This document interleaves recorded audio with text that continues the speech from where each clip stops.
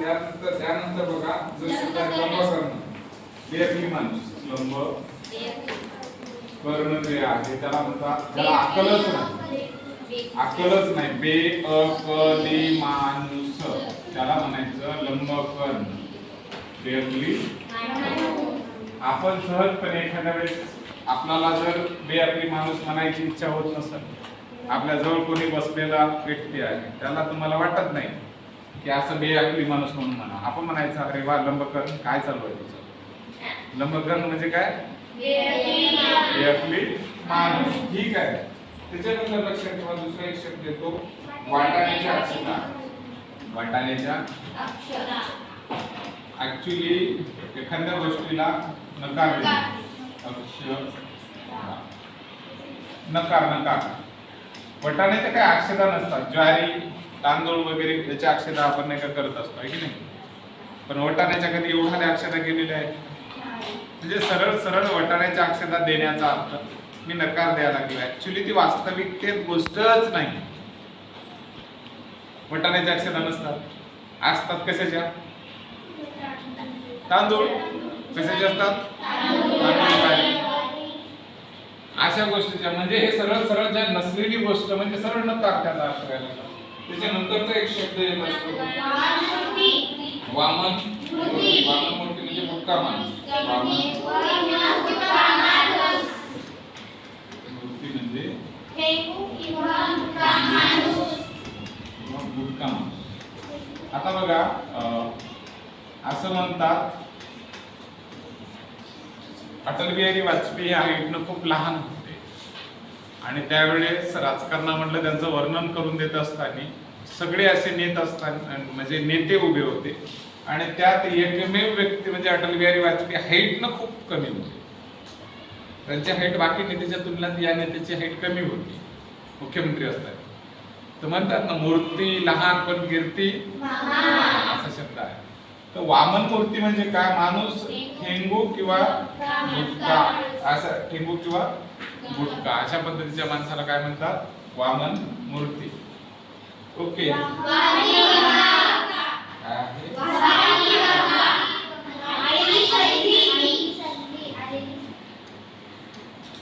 वाहती गंगा.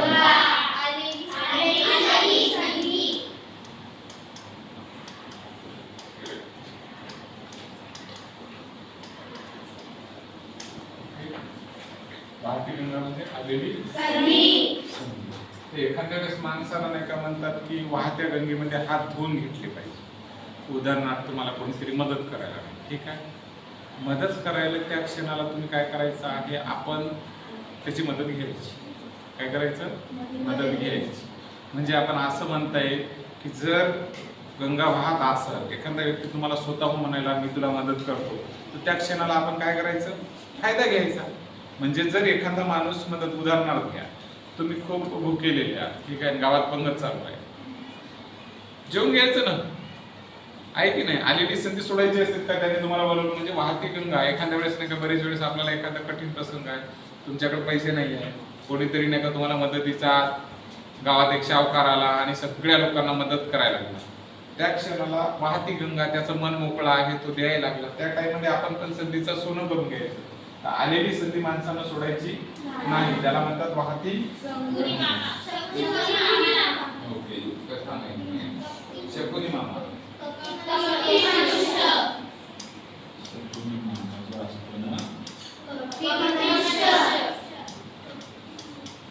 मनुष्य जे आहे, उदाहरणार्थ काय राहतो जेव्हा आपण शकुनी मामा म्हणतो, महाभारतामधलं एक पात्र आहे, अत्यंत विचित्र पात्र, ज्या पात्रामुळं 18 दिवसामध्ये प्रचंड प्रमाणात लोक मेली. दुर्योधन आणि अर्जुन म्हणजे पाची पांडव. ओके. पाची पांडवाचं आणि कौरवाचं, 100 कौरवांचं युद्ध चालू होतं आणि त्या कौरवाच्या नादामध्ये त्यांनी फक्त 5 गावं नाही का मागितली होती, कोणा? पाची पांडवांनी. पण त्यांनी सांगितलं दुर्योधनाने, मी सुईच्या टोका एवढी सुद्धा तुम्हाला जागा देणार नाही. सुईच्या टोका एवढी सुद्धा जागा देणार. या नादामध्ये हे नीतीच्या बाहेर होतं, चुकीचं होतं. जे भाऊ आहेत तर भावाला वाटते द्यायला पाहिजे ना काहीतरी, पण काहीच न देणं हा अन्याय होता त्यांच्यावर. तर हा अन्याय त्याच्यात अजून आग टाकण्याचं काम जर कोणी केलं असेल तर शकुनी मामानं. आणि आजकाल नाही का कंसात श्रीकृष्णाचा मामा कोण? कंस. ओके, इकडं दुर्योधनाचा शकुनी मामा. असले मामे लोक फार विचित्र असतात, फार विचित्र असतात, काट लावून टाकतात सगळ्या गोष्टीचा. म्हणून शकुनी मामा म्हणजे कोण? जो माणूस अत्यंत कपटी आहे, चाल करते, तुम्हाला पता लागू देतो, तुमच्यासोबत जे छळ करते. छळ करते. छळ म्हणजे काय? तुम्हाला बोलायचं वेगळं, वागायचं दुसरं, बोलायचं वेगळं, वागायचं दुसरं. अशा माणसांना शकुनी मामा म्हणतात. म्हणजे ते मा शब्दाला लाज वाटावी या मामामध्ये विचार करा, एक हे मा आहे आणि दुसरा मा आहे. मा म्हणजे मातृत्वाची गोष्ट आहे, आई आहे, आणि या शब्दाला लाज वाटावी त्याच्यात तर डबल मामा असावा. म्हणजे दोन आईचं मातृत्व प्रेम करणारा शब्द मामा, आईच्या दुप्पट डबल मा आला त्याच्यात, आला की नाही? म्हणजे त्याच्यात किती प्रेम असायला पाहिजे. पण आजकालचे मामा कार्यक्रम कसे आहेत? कपटी आहेत. हे शब्दाला सुद्धा लाज वाटत एवढे बदल कार्यक्रम करणार. त्यांना काय म्हणायचं? शकुनी मामा. काय म्हणायचं? शकुनी मामा. त्याला काय म्हणतात? कोणत्या मनुष्याला कपटी म्हणतात? शकुनी मामाला काय म्हणतात? कपटी मनुष्य. ओके, शेंदाड शिपाई. शेंदाड शिपाई जेव्हा आपण म्हणतो, उदाहरण आपल्या की मी जर एखाद्या व्यक्तीला शेंदाड शिपाई म्हणायला लागलो म्हणजे तो व्यक्ती फार भेकड आहे. त्याला छोटी गोष्ट सांगितलं तरी तो घाबरायला लागला. सहजपणे मी म्हणलं, बाळा उभा राहा. उभा राहा म्हणल्या त्याला नाही का हातपाय थरथर कापायला. त्याला वाटलं आता मला काय प्रश्न विचार. असल्या लोकांना म्हणतात शेंदाड शिपाई, की त्याची हिंमतच होत नाही. कुठं काही बाळा स्टेजवर बोलतो का? नाही सर, मला भीती वाटते. गाणं म्हणतो का? नाही सर. प्रश्नाचं उत्तर देतो का? नाही सर. असली लोक शेंदाड शिपायामध्ये येतात. आणि आपण शेंदाड शिपाई बनायचे नाही, आपण टाकायचं. बनायचं का शेंदाड शिपाई? नाही. शेंदाड शिपाई म्हणजे कसला मनुष्य? मित्रा, भेकड, छोट्या छोट्या गोष्टीला नाही का स्वतःची सावली पाहिजे तरी भूतवे म्हणून पळणार. कळलं? शेंदाड शिपाई. ठीक आहे. त्याच्यानंतर बघा, श्री गणेशा. एखाद्या गोष्टीचा मी श्री गणेशा करतो. श्री गणेशा म्हणजे काय करतो? प्रारंभ. आता मी माझ्या प्रेडचा पाठाचा श्री गणेशा करत आहे. श्री गणेशा करत आहे. ओके, मी आता अभ्यासासाठी श्री गणेशा करत आहे.